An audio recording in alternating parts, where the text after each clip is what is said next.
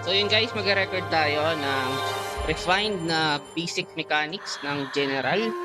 Tapos basic mechanics tsaka advanced mechanics ng gold lane. Ito yun, dalawang perspective. Uunahin natin yung general. Okay.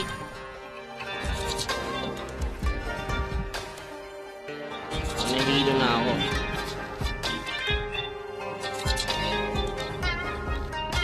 Eto.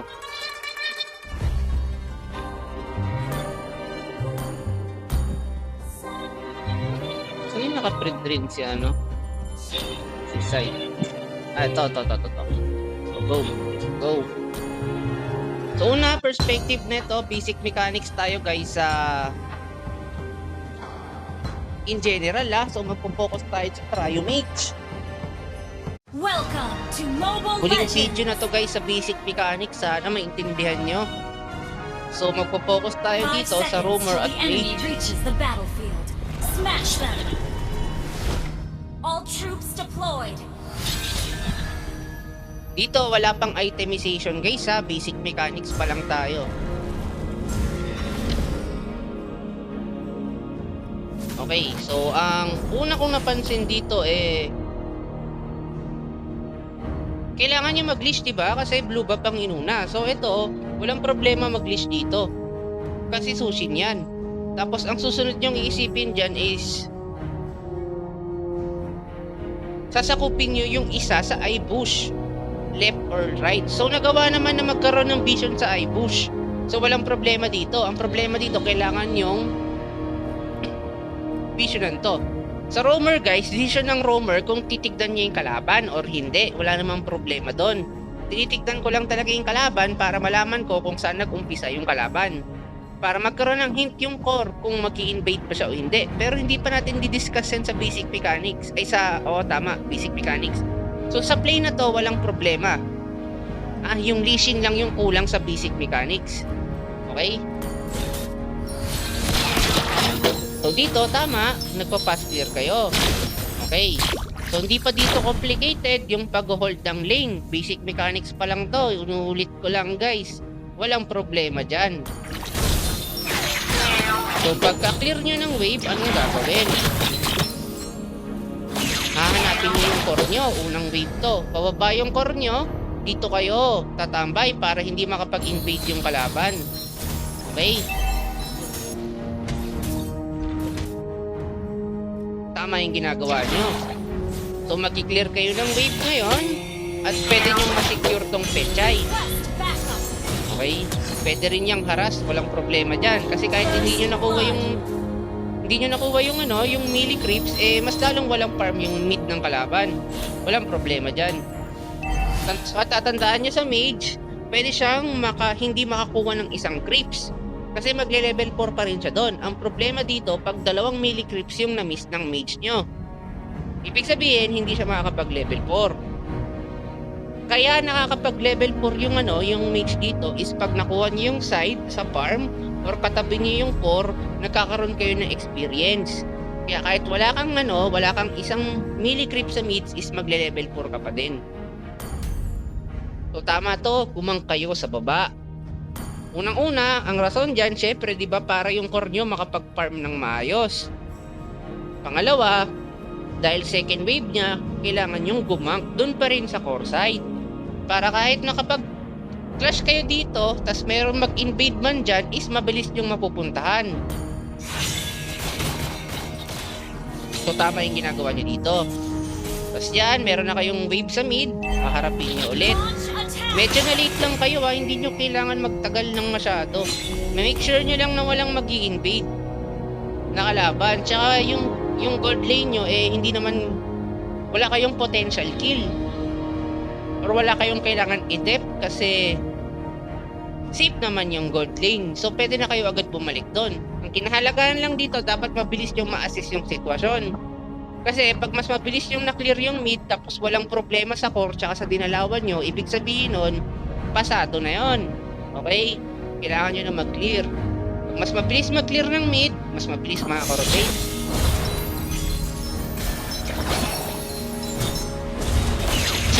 potential pag na-clear nyo yung mid. Yung mage ng kalaban, siya naman yung mag-clear ng mid niya. Ibig sabihin nun, nauna kayo mag-clear. Mauna kayo makakapag-rotate.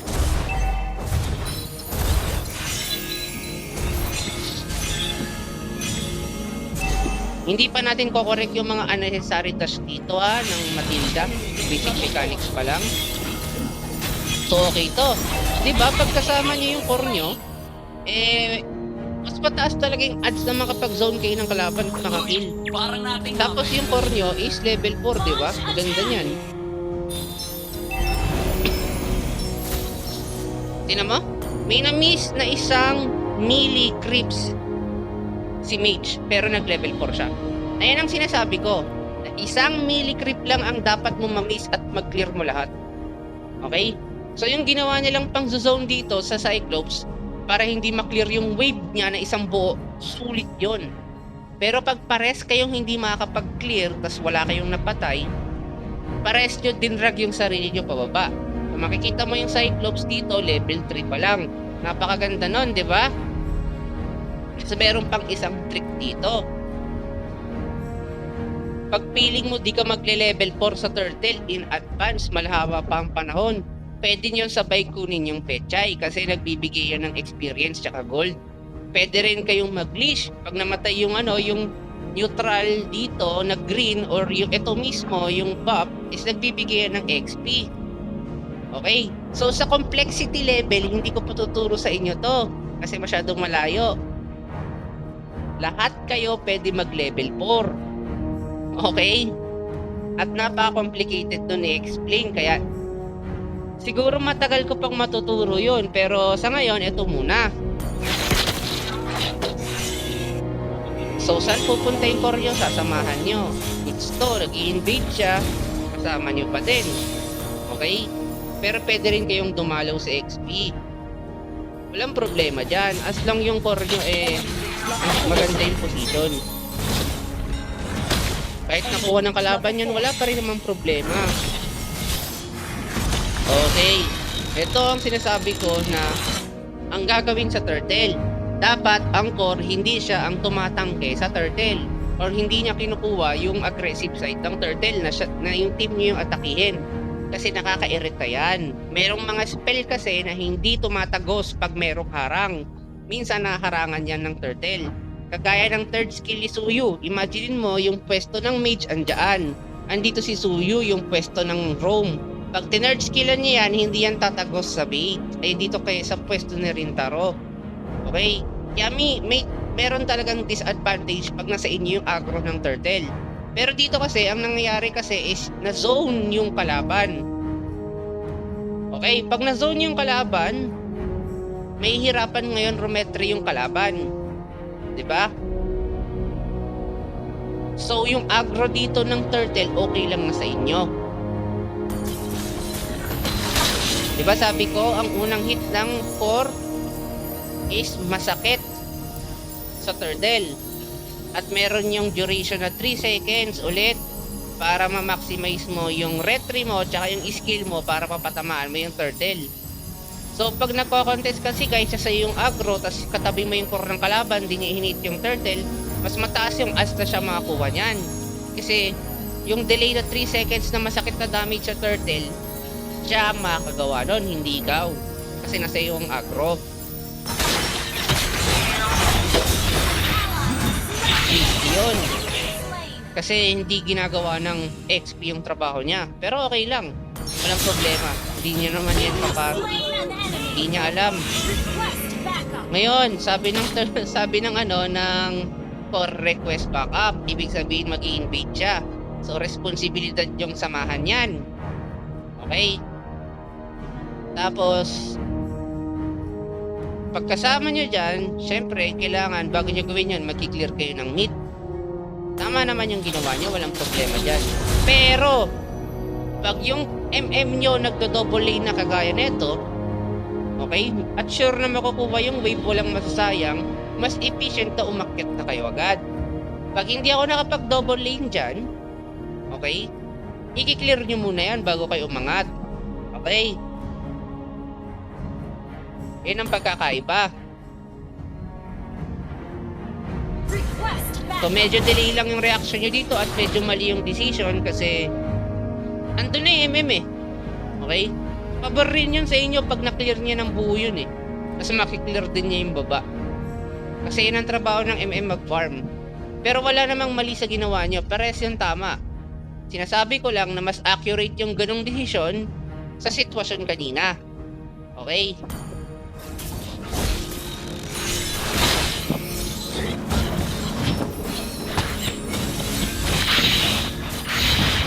Okay. So dito, meron lang tayong i-opinion na si Matilda hindi worth it yung ulti niya pag hindi kayang patayin yung kalaban. Okay?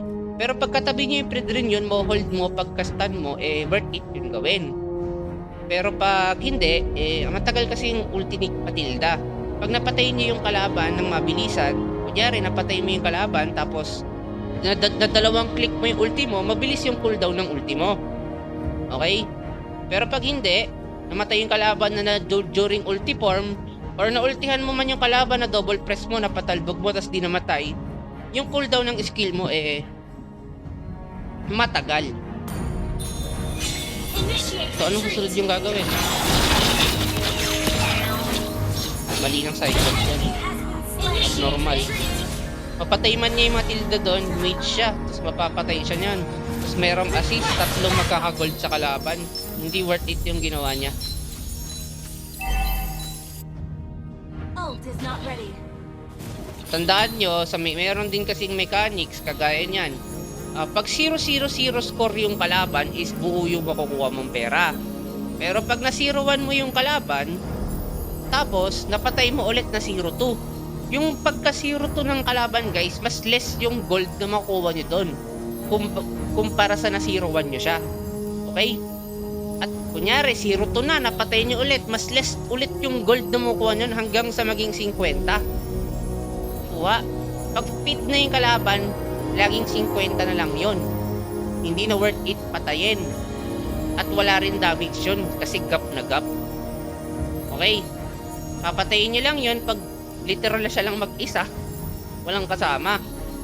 Pero pag nagkaroon ng assist yung kalaban, kunyari 0-5 siya, naging 0-5-1, mare-reset ulit yung gold doon ng normal rate.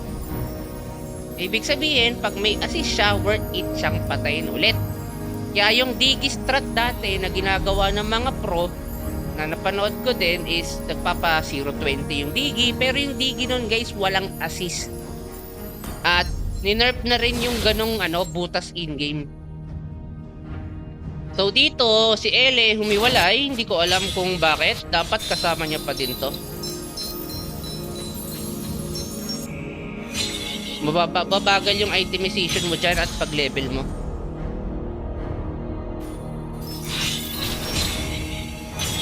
So dito naman sa part na to, mukhang safe naman yung core, di nyo naman kailangan lisan. Dapat na lang isiguro is dumalaw na lang kayo sa baba. Okay, at may ads pa kayong magkaroon ng vision dito sa bushes. At yung irrital hindi ma-irritalomain. Tandaan nyo, kayo post 4, post 5 kayo, ang role nyo is supportahan lang yung mga kampi nyo. Hindi nyo need pumatay ng pumatay. Or makipagbardagulan sa kalaban guys. Makipagsagupaan. Hindi yon.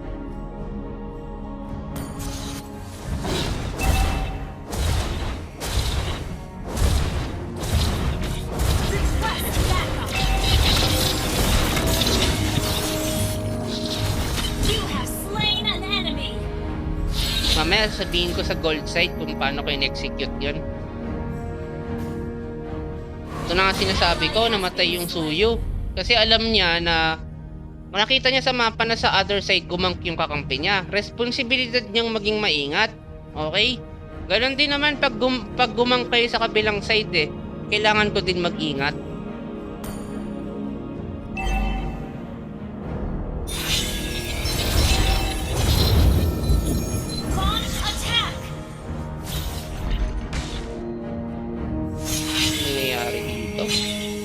Hindi ko gano'n trip yung sitwasyon niya.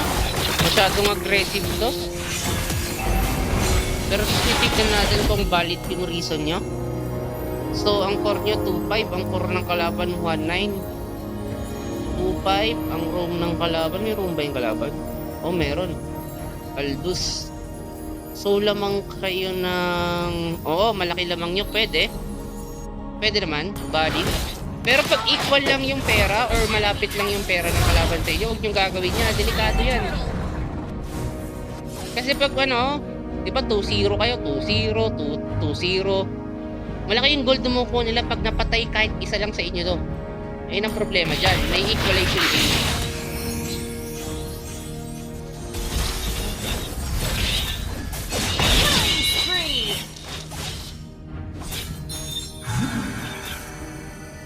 Thank you.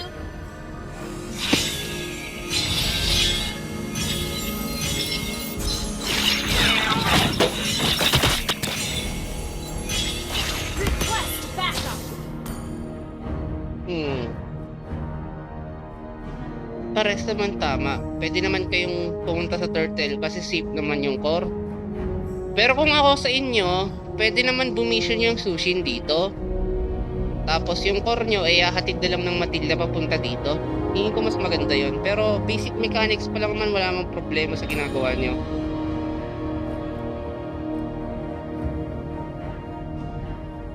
Malakas kayong dalawa pag magkasama kayo. Kasi kahit may mag-check push sa inyo, eh makakatakas dahil sa Matilda.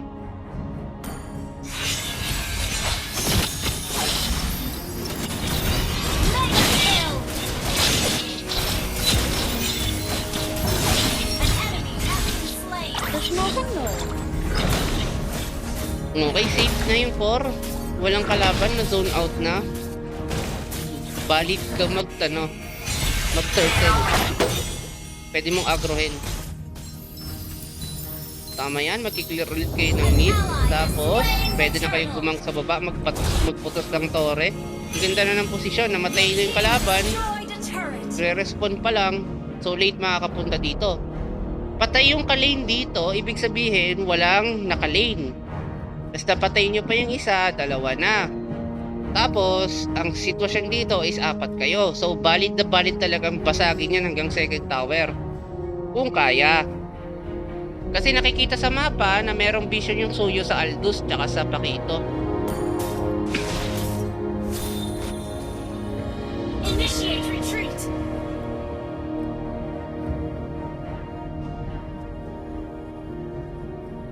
Delikado yung pwesto mo, Elia. Green zone tong bush kasi may vision ka dyan. Andyan ka eh. Pero itong dalawa is orange bush. Potentially meron sa mapa mo. Okay? So, paano pag yung tatlong kalaban nag-aantay dito? Kunwari, dalawa dito, ang DCC nasa bush, as andito ka, nakita ka ng kalaban dyan, pag nagpapakita ka, yung position mo is pwede kang ipitin ng kalaban sa bilog na to. Okay? Delikado yan.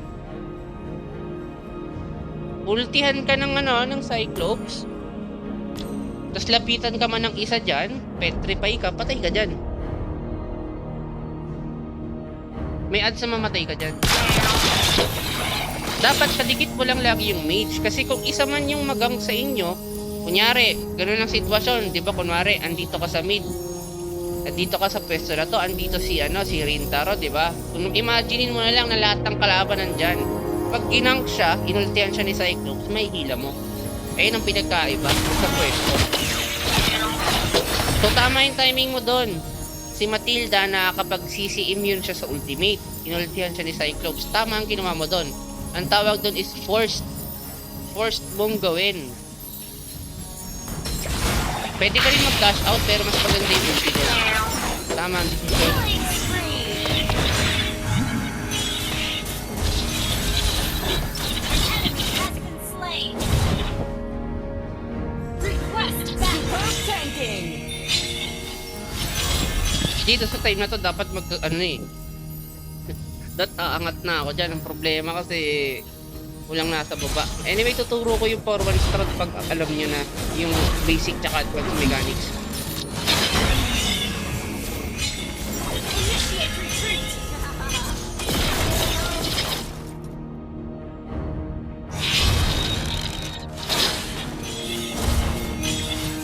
Kaya na pa sa akin yung Tori dito. Kailangan nyo mag-cut lane. Push first. Kailangan mag-cut lane. Anyway, basic mechanics di ko pa natuturo.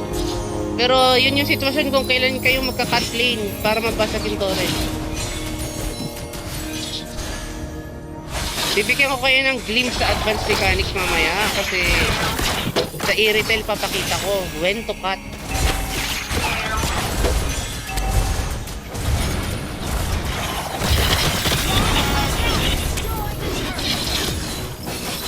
Killing spree. Double kill.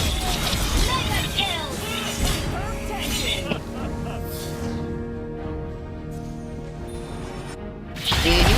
Umakit ako dito kasi nakipag-swap na yung Puyo.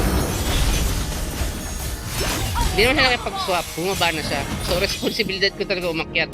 Ang akin lang doon hindi ko expected na dito yung Pakito. Buti nga nasagip ako dyan Error ko yon. Kasi dapat dadaan ako sa green zone. Ang green zone dyan is dito sa may torre, di ba? Dito ako dadaan. Dahil hasty ako, gusto ko makapag-push at makapag-farm agad, ginawa ko to. So pagkakamali ko yan. Okay? Ang tamang play talaga dyan is dumaan dito sa baba. Kung babasahin mo yung mapa. So kahit ako nagkakamali din ako. Basic mechanics, nagkamali pa ako.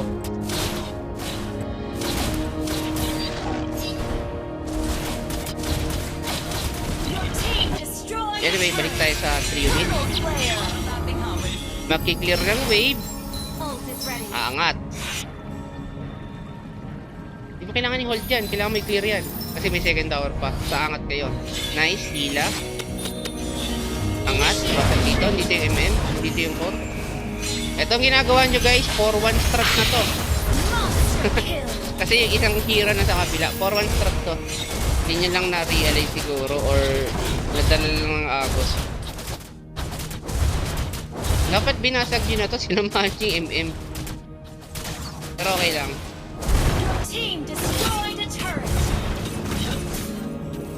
Tuturo natin sa advanced mechanics and mamaya sa second video. Initiate retreat. Okay. Siguro sa sa part ng basic mechanics, ito na yon. I-end ko na yung video. Start na tayo sa pangalawa. Okay? Unstoppable. So, covered na yun ng basic mechanics. So, dito naman tayo sa second game. Yun pa rin naman yung laro, pero nakapokus tayo sa gold side. Saan na? Ito yung Pred rin, di ba? So, 23 minutes timer natin. Part 2 na. Advanced mechanics tsaka basic mechanics. Pagkasamahin natin sa gold lane. Meron na tong kasamang konting itemization. Welcome to Mobile Legends. So, magpo-focus tayo sa point of view dito ng gold lane. Gold lane lang. 5 So, nakikita niyo yung seconds till the enemy itemization. reaches the battlefield. Smash them. All troops deployed.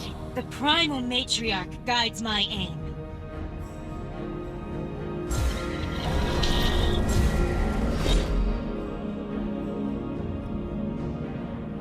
Leo's my Huwag family. yung pansinin yan, And nagkakaano lang yan, nothing gets pinipindot between ko lang yan.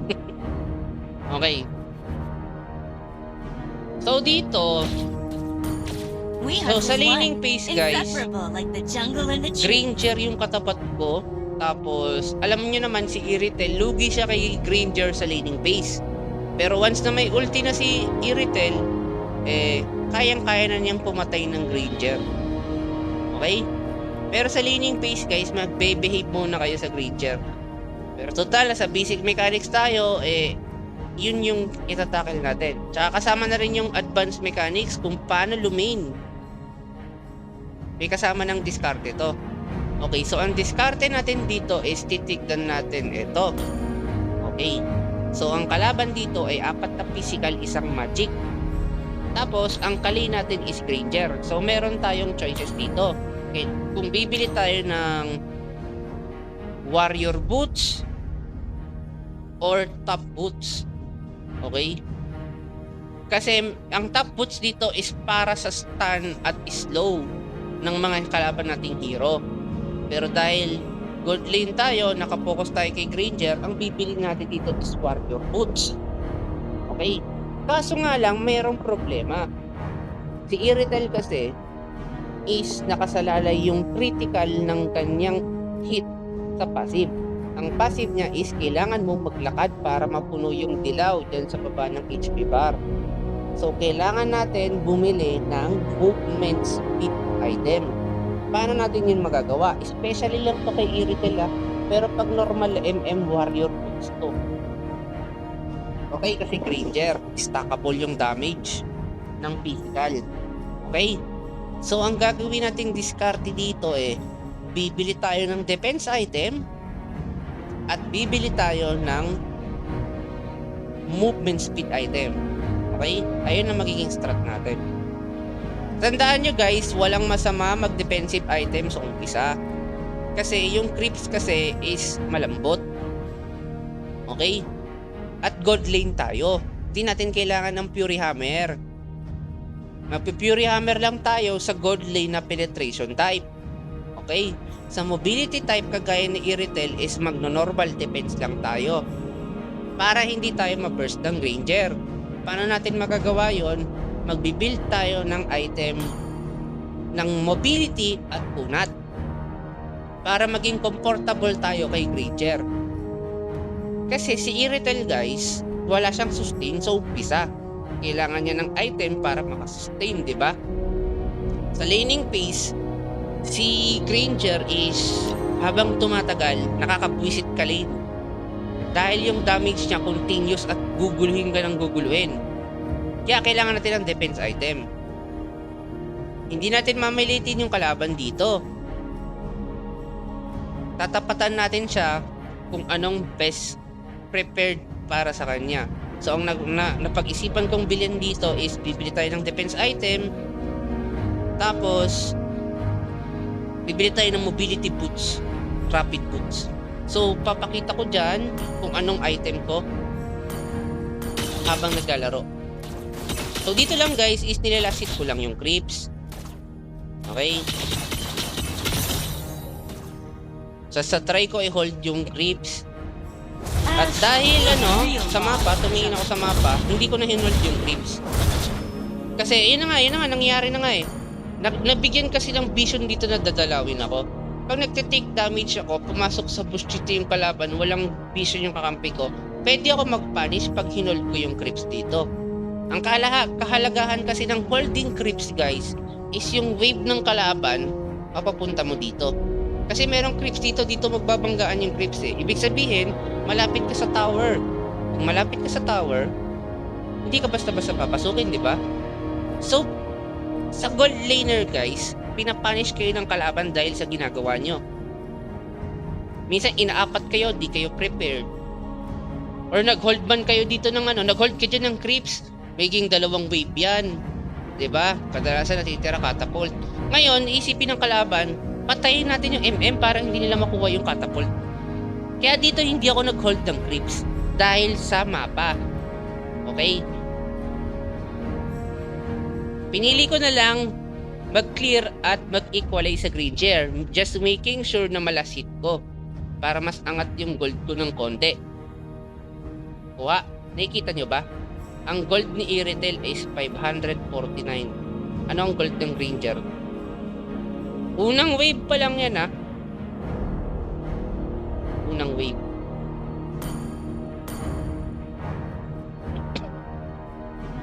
Request backup. So, gagawin lang natin is making sure lasit. At dahil ang daming peses sa lane ko, hindi ako makakapag-hold ng lane. Ngayon ang tinatanong mo rin, Taro, paano i-analyze or anong gagawin pag tinatarantado ka sa lane? Ganito lang. Ito yung option ng tower hack. Hindi ka makapag-hold ng lane. At dahil nagkaroon na nga ng vision, nakita mong dumaan dito, alam ko nakita yun ng kakampi natin kasi kanina nakita ko sa mapa. Pumasok na ako sa bush kasi alam kong Granger na lang ang andyan. Okay? Ngayon, ang ginagawa ko is dinadrag ko dito sa bush yung kalaban. Kasi andito ako. Kasi ayan yung play na nagmamatapang ka kasi kakampi mo andyan. Okay?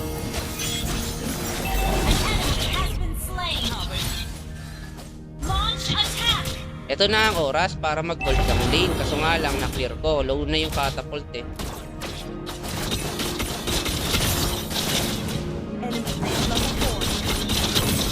Tapos dito, kailangan namin mag pass clear. Kasi kailangan namin umakyat. Kailangan mag double lane, di ba? Reach level 4. The hunt is on! An ally has slain the turtle. Request back. Dito, walang masamang walang masama mag double lane. Making sure lang yung mage mo is level 4. Request backup. Dito, kita mo yung dinadaanan ko, umikot ako kasi wala akong vision dito, di ba? Understood. So, dadaan ako sa green zone. Tsaka pag papasok ako ng bush ng ma-micro ko, nagaganyan ako, left, right. Para pag makapag-ulti man ako, mas malayo yung range ng ulti ko kaysa nasa loob ako sa bush, tsaka ako mag-react. Request backup. Kailangan ko makulit to. Pag ganyan na nakaka-gold yung kalaban, i-pass clear nyo na as soon as possible yung lane.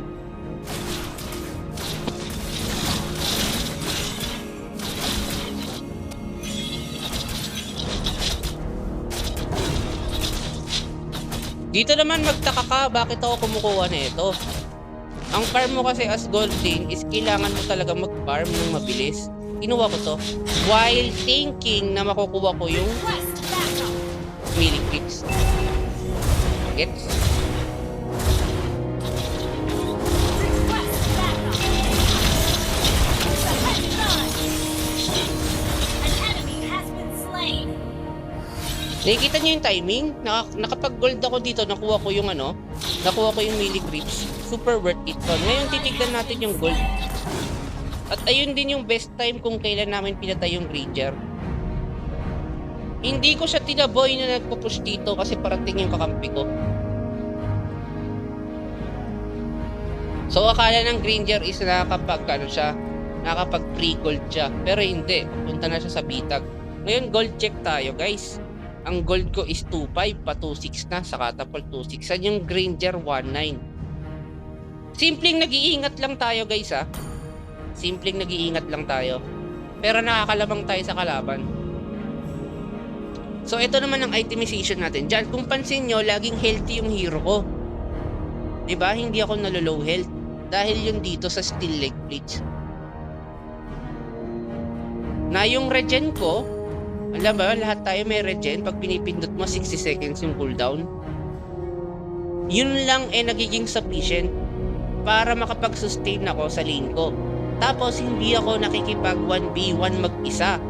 Di ba sabi ko, hindi nyo gagawin yon unless lamang na lamang kayo. At nakatingin ako lagi sa mapa. So kanina, ginagang up ako dito, ginave up ako ng kalaban kasi hindi nila ako kayang patayin. Dahil yung laning management ko, okay.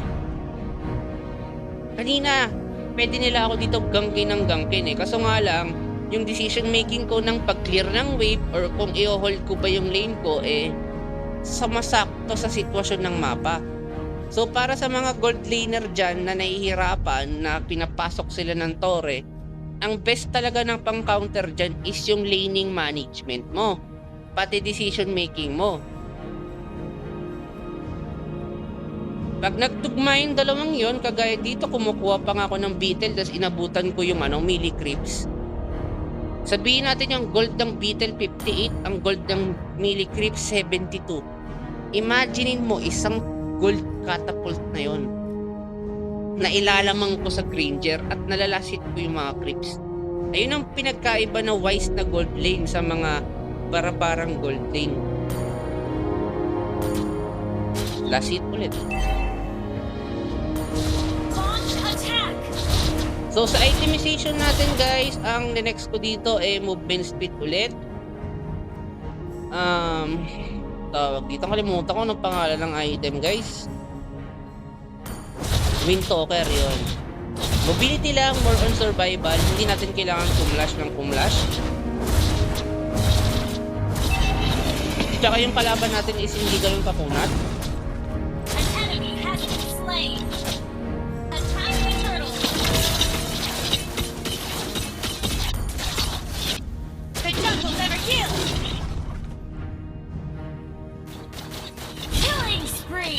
Nag-ano kasi ako doon, nag-ulti na ako kasi may pet ring kalaban. Dito naman, ang ginawa kong technique dito para makuha ko dyan is yung normal skill, ay yung normal attack, skill, then normal attack.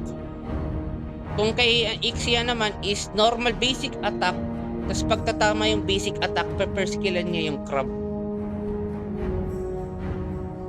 So, kung gusto nyo mang last hit ng creeps or ng buff ng kalaban, make sure na yung tatamang damage is sumakto na makuha nyo yung maximum output damage nyo dun sa target nyo. Para mataas yung odds lang nasa iyo yun. Yun yung technique mang last hit ng neutral creeps buff tsaka namang agaw ng mga crab. Maximizing. Okay, naka-wave tower na tayo. Kung mapansin niyo yung ulti ni Granger parang walang damage dahil yung sa ano, still leg glitch. Physical damage din yung ano guys, yung hit ng creep. Kaya makikita mo yung hero ko laging healthy. Okay, ito ang time ng cutting lane. Yung vision ng mapa nyo, kita nyo dito. Okay? Isa yan sa pattern. Or, namatay yung kalane mo. Or wala kang kalane, lahat nasa taas. Doon ka magka-cut lane. At yung pangatlong option lastly, is kung lamang na lamang ka na sa kalaban mo. Kaya mo makipag 1v1 habang ina-aggro yung creep wave. Yun lang yung cut lane pattern ng gold lane. Yung tatlong lang yun, huwag niyong kakalimutan.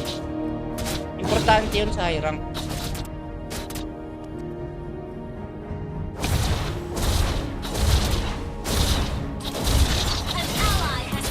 Tapos while farming guys, or while pushing, is pinagsasabay yung farming efficiency. Hindi ko na to para mas mababa yung buhay. Tapos yung ginagawa ko kanina sa Beetle, sa abutan ko yung melee creeps. Okay? Hindi lang nakikita sa point of view kasi dinadrag ko talaga yung mapa nun. Tina-timing ko. Gumaganon-ganon ako. So dito naman guys, is nasa sa inyo na kung ano yung i-itemin nyo. Ang pinili ko na lang dito guys, haas. Pero ang ibang choices dito is ano, yung pampalawak ng ano, ng attack range. Malefic gun. Pero dito is naghaas lang ako. Hindi ko sinasabi na tama yung haas or mas tama yung malefic gun. Nasa sa inyo yun. Pero most of the player, ang pipiliin nila dito is malefic gun. Kasi hindi pwede dikitan. Ito na naman guys, nakita niyo naman yung ginawa ko. Kinuha ko to, nakuha ko yung melee creeps. Kukunin ko pa to, at kukunin ko pa to. Kasi di ba nawawala yung maliit na beetle? Merong timer yan. Farm efficiently talaga guys sa gold lane. Sabay magkakat ako sa mid, babalik ako sa gold lane. Dapat dito guys is nag-swap lane na kasi basag na yung tori ko eh. Pero kung ayaw makipag-swap lane ng XP nyo, eh force ka bumaba. Or makipag-trade ng tower. Yan lang naman ang choices nyo dito.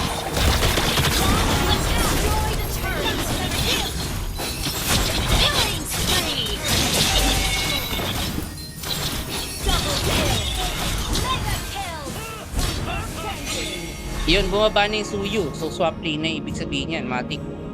Ito, di ko napansin ang ito. Error ko yan, guys. Sabi ko kanina sa unang video, ang tamang play doon, nawawala yung XP ng kalaban, is umikot ako sa green zone. Ito, guys, error ko to, guys, ha. Sana, maging malawak yung, nyo, pagbabasa ng mapa, hindi nyo rin magawa. Kasi throw yun, eh. So, nagkulang ako doon, guys. Kahit ako, nagkaka-error ako, guys. Ult is ready.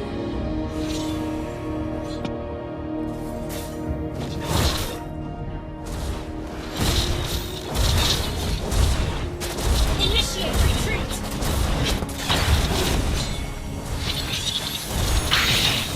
Monster kill.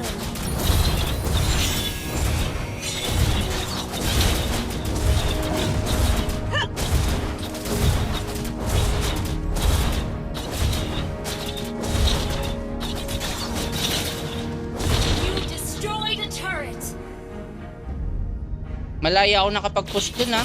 Pero habang nagpo-push ako, nakatingin ako sa mapa. Tinitignan ko kung nasan yung mga kalaban. Request backup.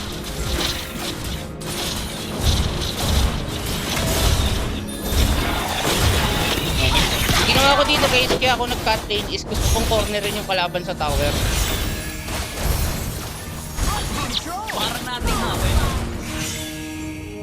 That was amazing.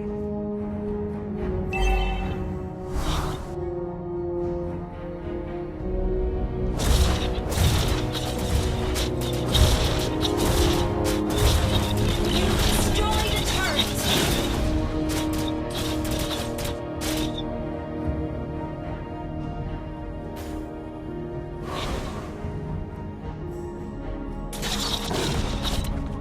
Monster kill. Hindi lang ako gano'n sumasama sa clash. Priority ko kasi makapag-push guys. Gold lane ako eh. Brilliant healing. Gagamitin ko lang naman yung ulti ko tsaka yung battle spell ko sa crucial clash. Trabaho mo lang dyan si mag-push na mag-push. No hassle. Launch attack. Kailangan may mag-clear dito sa baba kaya ako bumaba. Pero usually yung gumagawa niyan guys is AXP or core. Has been slain.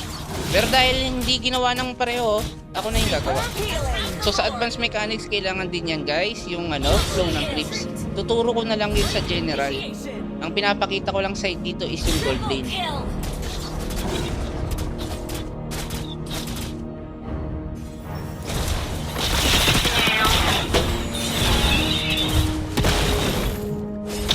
Gather up the Lord.